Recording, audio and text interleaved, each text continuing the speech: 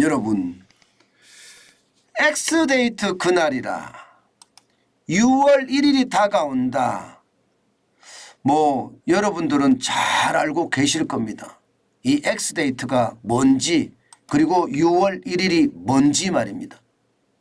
바로 미국 정부의 파산이 일어날 것으로 예상된 날입니다. 6월 1일이. 다시 말해서 국가 부채 한도 협상을 야당과 여당, 공화당과 민주당이 엄청나게 협상을 하고 있습니다. 그런데 이게 잘 안 돼요. 하원 의장인 공화당의 케빈 메카시 의장하고 민주당의 수장인 조 바이든 대통령과 3차 협상에 나섰습니다. 그런데 3차 협상이 지지부진하게 끝났습니다. 한쪽에서는 감축을 해라. 한쪽에서는 지금 경제가 나쁜데 안 된다. 이 이야기가 첨예하게 붙어버렸습니다. 그러니까 부채 한도 협상을 31조 4,200억 원에서 한 푼도 올리지 못한 거예요. 지금 이미 연방정부는요 31조 4,600억 달러를 썼는데 말입니다. 더 충격적인 것은 세금이 쭉 들어와야 되잖아요. 계속. 여러분도 알다시피 우리나라도 세금 안 들어오잖아요. 미국도 마찬가지 세금이 예상보다 안 들어옵니다.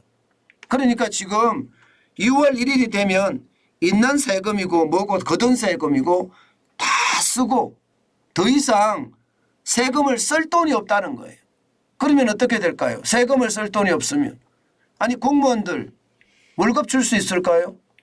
또 나라 이자, 국채 발행을 했잖아요. 이자 줄 수 있을까요? 못 준다는 이야기가 되는 겁니다. 이게 디폴트거든요.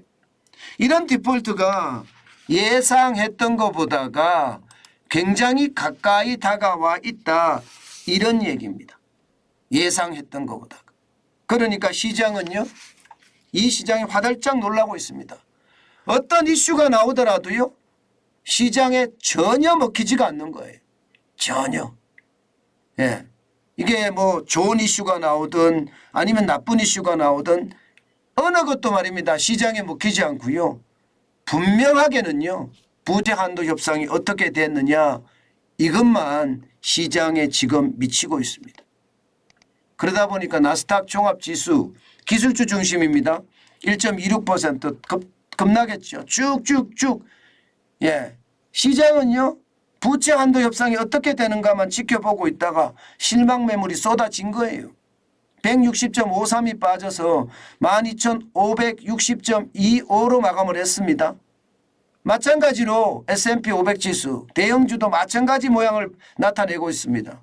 1.12%가 떨어졌고요. 47.05가 빠져서 4,145.58로 마감했고요.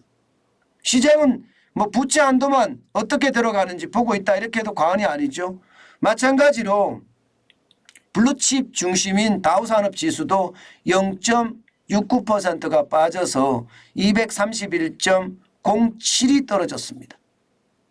그래서 마감은요 33,055.51로 마감했어요. 시장의 분위기 참 싸하죠. 싸할 수밖에 없는 게 모든 게 부채 한도 협상에 달려있다. 여기만 바라보고 있는 거라는 뜻이에요.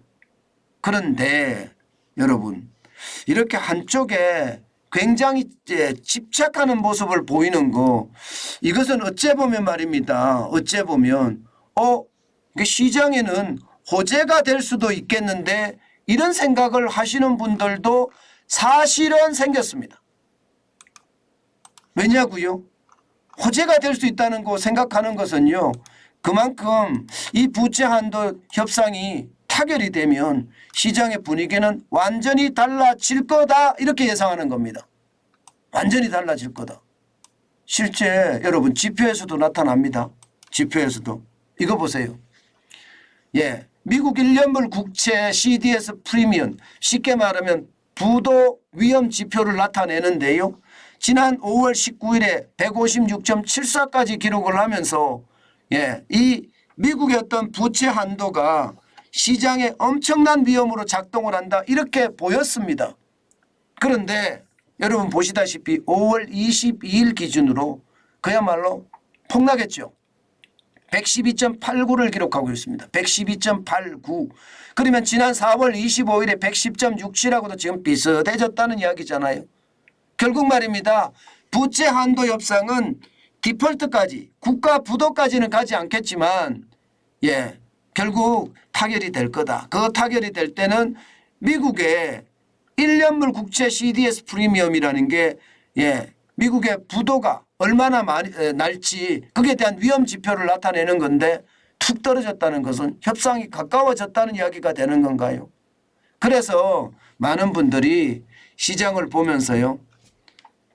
지표가 여러 지표에서 작용을 해서 주가가 떨어졌을 때는 한 지표가 해결이 된다고 하더라도 이게 쉽지 않아 보인다. 이렇게 이야기합니다. 떨어지던 것은 늘 떨어진다는 뜻이죠.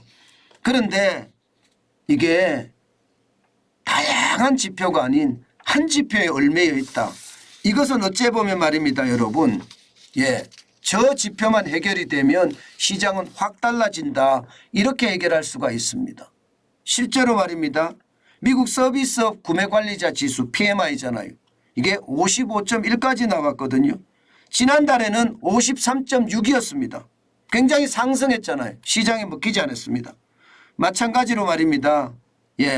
지금 필라델피아의 어떤 연방준비은행에서 발표한 비제조업 지수 이것도 말입니다. 마이너스 16을 기록했거든요. 전날에 마이너스 22.8에 비하면 이게 상당히 좋아졌습니다. 상당히 좋아졌습니다. 그런데도 시장에는 영향을 전혀 미치지 않았습니다. 결국 말입니다. 시장의 어떤 지표보다는요.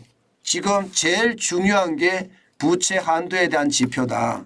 그 부채 한도에 대한 지표가 시장에 너무 쏠려 있으니까 거기에 따라서 시장이 출렁출렁 되니까 그 출렁임은 결국 말입니다. 결국 시장의 어떤 이 하나의 흐름, 하나의 위험으로 작동이 된다. 그런데 그런 위험 요소가 제거가 되면 어떻게 될까요? 여러분 제거가 되면 또 다른 어떤 상황을 만들어낼 겁니다. 그래서 제거가 될 거냐 안 될 거냐에 대한 관심 굉장히 많이 가져야 되고요. 분명한 것은 여러분 제가 계속 말씀드리지만 미국 경제가 사실상 부도는 나지 않습니다. 뭐 기술적 국가 부도는 날 수 있다고 해요. 심리가 무너져서 그 심리가 전체를 작동할 수 있다고는 이야기합니다. 그렇지만 진짜 물리적인 어떤 상황이 발생하지는 않을 거라는 게 지금 시장의 대체적인 예측입니다.